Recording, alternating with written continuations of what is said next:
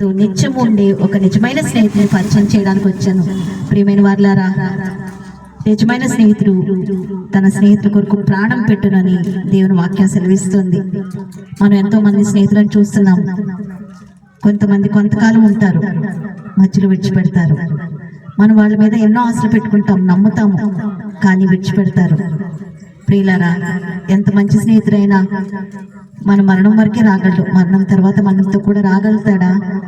కానీ నేను పరిచయం చేసే స్నేహితుడు, విడవక ప్రేమించే ఈ స్నేహితుడు, నీ కొరకు ప్రాణం పెట్టిన స్నేహితుడు, నీతో నిత్యము నడిచే స్నేహితుడు, నువ్వు ప్రేమించుకున్న ఆయన నీ కోసం నిన్ను వెతికి వచ్చాడు.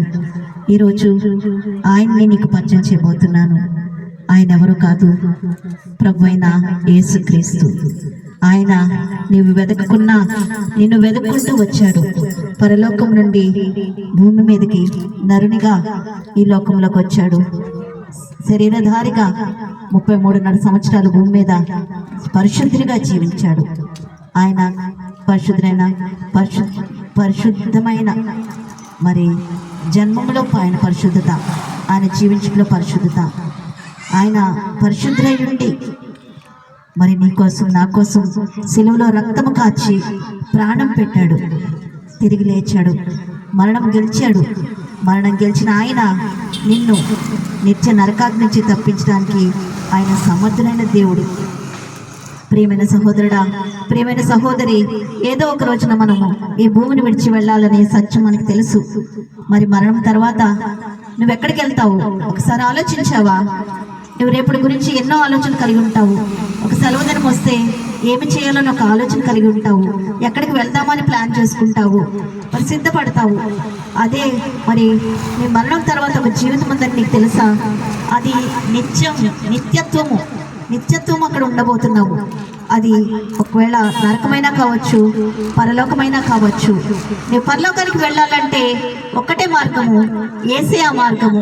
ఎందుకంటే ఆయన మాత్రమే నీ పాపానికి తగిన వెలను చెల్లించాడు, రక్తము కార్చాడు. నీ పాప శిక్షను ఆయన మాత్రమే తుడిచివేయగలడు. ఆయన నీకు బదులుగా మరణించాడు కాబట్టి నీవు ఆయన ఎందుకు విశ్వాసం ఉంచితే చాలు.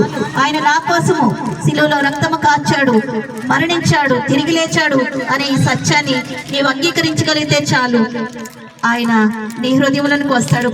ప్రియమైన సహోదరి, ప్రియమైన సహోదరుడా, ఈరోజు ఈ సత్యాన్ని దయచేసి అంగీకరించు. ఏ రోజు నీ మరణమో నీకు తెలియదు. ఒకవేళ ఈ రోజే కావచ్చు. ఒకవేళ నీవు నీ పాపంలోనే మరణించినట్లయితే నరకాగ్నికి లోనవుతావు. సహోదరుడా, సహోదరి, ఈ సమయాన్ని దయచేసి వాయిదా వేయొద్దు. సహోదరుడా, సహోదరి, నా మాట దయచేసి ఆలకించండి. ఇది సత్యము, ఇది సత్యము. ప్రియులారా, దయచేసి ఆలకించండి. ఇప్పుడే నువ్వున్న చోటునే నువ్వు మతం మార్చుకోనక్కర్లేదు, నువ్వు కులం మార్చుకోనక్కర్లేదు, నీ పేరు మార్చుకోనక్కర్లేదు. ప్రియుడా, ఈ సమయంలో ఒక చిన్న ప్రార్థన చేసుకో. ప్రభువా, నా హృదయంలోనికి రండి, నా పాపాన్ని క్షమించండి. నేను ఎన్నో పాపములు చేశాను. మరి నీవు నాకు బదులుగా మరణించావని, నీవు నా పాప శిక్షను భరించావని నేను నమ్ముతున్నాను. ప్రభువా, నా హృదయంలోనికి రండి నాయన అని నీవు ప్రార్థన చేసుకున్న ఎడల ఆయన నీ హృదయంలోనికి వస్తాడు. దాన్ని ఎందరు అంగీకరించడో వారందరికీ దేవుని కుమారులు అవ్వడానికి ఆయన అధికారం ఇస్తున్నాడు. ప్రియురాలా, దయచేసి ఈ మనవిని ఆలకించండి. ఇప్పుడే నీ హృదయంలోకి ఆయనకు చేర్చుకో. నీవు యేసుక్రీస్తుని నీ సొంత రక్షకుడిగా అంగీకరించు. ఆయన నీకు ఇచ్చే నిత్య జీవనం పొందుకోవడానికి దేవుడికి సహాయం చేయగాక. మోక్ష మార్గము యేసే ఆ మార్గం, యేసే ఆ మార్గం, ప్రభు యేసే ఆ మార్గం, యేసే ఆ మార్గం, ప్రభు యేసే ఆ మార్గం. రెండే రెండు మార్గాలు, జీవం మరణం, ఒకటే మోక్ష మార్గము, యేసే ఆ మార్గం.